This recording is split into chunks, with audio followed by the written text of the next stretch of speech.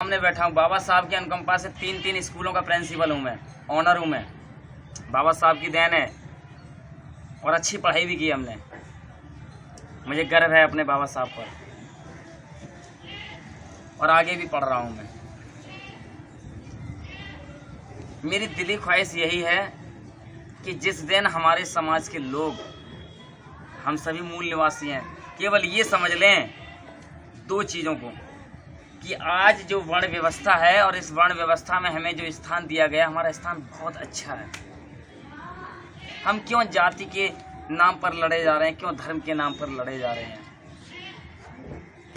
अधिकांशतर हमको यही समझना है कि हम हैं कौन। सबसे पहले हम मूल निवासी हैं। मूल निवासी अर्थात भारतीय।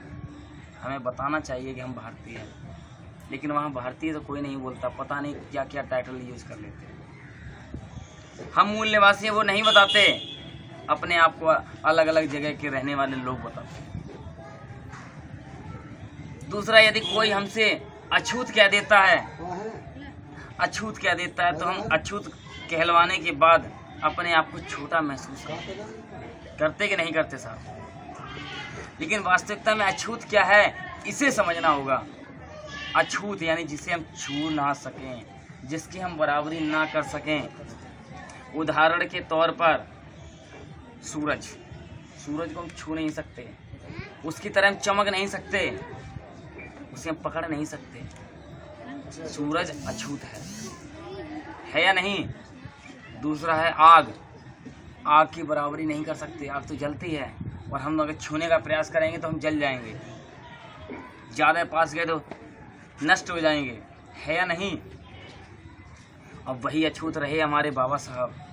उनके पास इतनी डिग्रियां थीं, उनकी डिग्री का मुकाबला किसी मनवादी और उसके बाप ने नहीं कर पाया। किसी मनवादी और उनके बाप ने और उनके आने वाले संतानों ने और यहाँ तक कि उनके अंधभक्तों ने भी बाबा साहब की डिग्रियों का मुकाबला नहीं कर पाया। इसीलिए बाबा साहब अछूत हैं और हम उनके बच्चे हैं। जब पिताजी के पास इतनी डिग्रियां हो सकती हैं तो बच्चे के पास भी डिग्रियां हैं, ज्ञान है। हम अपने बाबा साहब के बच्चे, हम लोगों के पास ज्ञान है, इसीलिए हम अछूत हैं। और जो अज्ञानी हैं वो जानते हैं कि अम्बेडकर वादियों से मत उलझना, ये अछूत हैं, इन्हें इतना ज्ञान है कि इनकी हम बराबरी नहीं कर सकते, इन्हें हम छू नहीं सकते। इनके पास तर्क है, इनके पास सही जानकारी है।